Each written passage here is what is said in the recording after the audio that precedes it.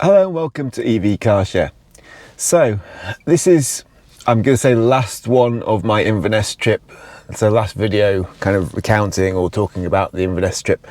I wanted to do like cost, because obviously that's one of the things that everybody looks at with EVs. Is it cheaper to run an EV? Is it more expensive? Is it cheaper when you run it at home but more expensive when you do any long trips? Is it cheaper when you've got home charging but more expensive if you don't have home charging, if you live in a flat or a terrace house with off-street parking and so on? It's a big topic of discussion. I would say in general, to give you the spoiler, it can be cheaper. It can also be more expensive. So if you are a YouTube creator or a newspaper or social media who want to show that EVs are really expensive compared to diesel or petrol, then that is really easy to do. And I will, in this video, explain that as well. But if you are an EV owner and you want to make your EV life cheaper than petrol or diesel, then that is also possible. You may have to jump through a few hoops. You may have to know what you're doing. You may have to watch this video and find out. But it is possible. And I'm going to use this trip from Peterborough to Inverness I did a couple of weeks ago and back, just to kind of show you that point and also show you how much it cost me, because that's what this video is really about, is not telling you what to do, it's telling you what I did, and then you can make up your own minds. Everybody has their own freedom of choice.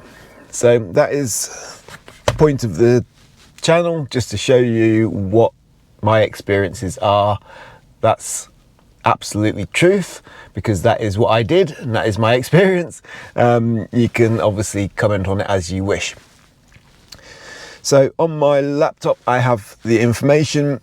Just a quick reminder, I went from Peterborough to Inverness, did 7 days of cycling, and then came back from Inverness back to Peterborough. Left the home 100% charged. Now that calculation will factor into it, my home charging, but that's not the first payment. So left Peterborough 100% charged, arrived at Newcastle, Ionity at Newcastle at Metro Centre, charged 48.56 kilowatt hours. That cost me £20.88. Moved on from there up to Edinburgh, again Ionity, charged this time a little bit less because, well, it's not very far, so it didn't deplete the battery enough to need to put loads in. Charged 35 kilowatt hours, 35.13 kilowatt hours. That cost me £15.10. Then went from there to Inverness, which is where I parked, put on a destination charger while I was there. That was through it was a Charge Place Scotland charge point, but I used my Octopus Electroverse card to start that. There I charged 28 kilowatt hours, 28.02 kilowatt hours, cost me £8.98. Then when I came back from the cycling trip, drove from there down to Perth, where I stopped at Ionity again. 46.84 kilowatt hours. That was quite a big charge. That cost £20.14. Then back down to Newcastle again, Ionity again. This was the biggest charge on the way back, because at that point quite depleted from going from Perth to Newcastle, and I wanted to charge enough that I'd definitely get home without stopping again. And so I charged 52.21 kilowatt hours, and that cost me 22.46 pence.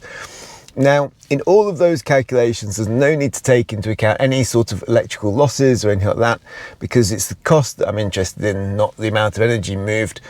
So it's irrelevant what electrical charging losses there are with regard to the charge point or the car, because what's important in the cost calculation is what I was charged in cost. So what the price was, which is what's gone to my bank account, and that's that. So no other calculations required for any of those. Now, when I then got back home, having left with 100%, which when I left on that morning was 67 kilowatt hours, so 67,590 watt hours. When I got home, I had 9,960 watt hours, so just under 10 kilowatt hours left. So I took that value off the starting value, so that gives me the difference between what I left with and what I returned with, and that is the amount that I'm assigning to having been charged at home. So that worked out as being 57.63 kilowatt hours. Okay, so then I multiplied that by 7 pence, which gives me £4.44. What I should probably do, and I'll just do that on this calculation because I haven't done this by the looks of it, is multiply that value by 1.1, so adding 10%, because there is a charging loss of 10% on my home charger. So what the car receives is 10% difference to what the house electricity supplies. And I have to pay my house electricity based on what came through the meter, not what goes into the car. So here it's important to take into account the extra 10%. So that puts my £4.44 there up to £4.88. So added that into the calculation now.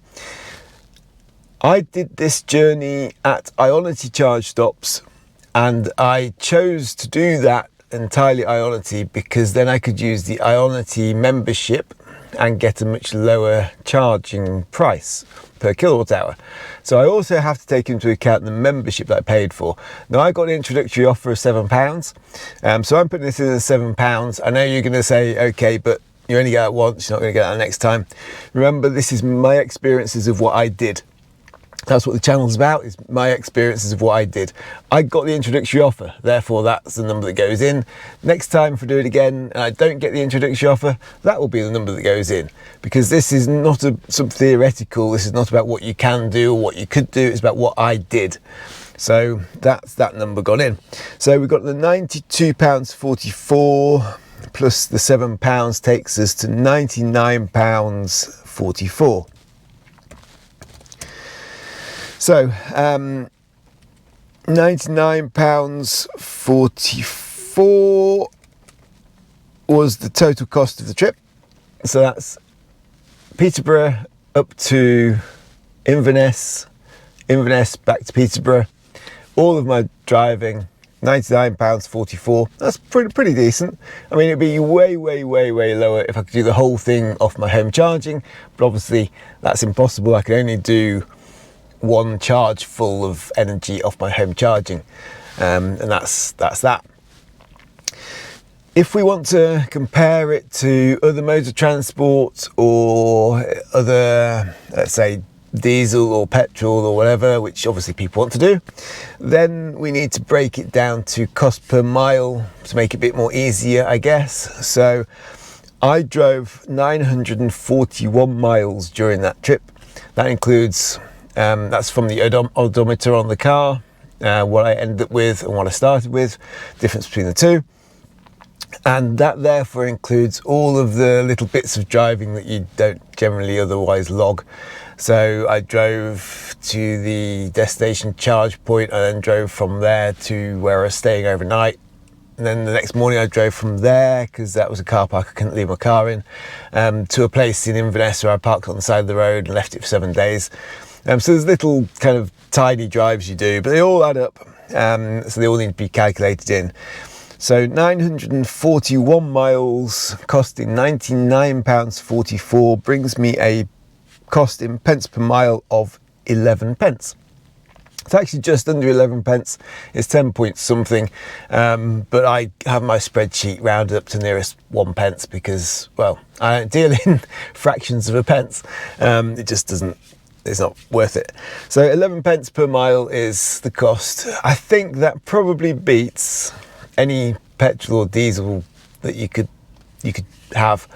Remember, I wasn't hypermiling at 60 mile an hour or 56 or whatever. I'm not sitting there in my long distance diesel doing 56 mile an hour and getting 70 miles per gallon. I was doing the proper full speed limits. I had 2 bikes in the car, there was 2 of us in the car, a whole load of luggage. It's not the most efficient journey, so I think 11 pence probably beats what I could have done via petrol or diesel. So I think that's pretty good. That is the report for that journey. Now what I wanted to also tell you or show you or talk about, what I mentioned at the beginning, was how you can easily end up paying a lot more. And if you were obviously doing a trip for one of the clickbaity channels and wanted to show that driving an EV is more expensive or twice as expensive or whatever, you know, people do that sort of stuff, try and get you to click on their channels. So I have done the calculations. What if I had charged at GridServe on my way up and down using contactless to start the chargers, not even using their app, which is the highest possible GridServe price? I've still kept my destination charge at Inverness through the Electroverse app at 32 pence. I've still said that would have remained the same. I've also kept my home charging with Octopus at 7 pence, which is my overnight charging fee. So I've kept all that the same because I don't see why I would change that.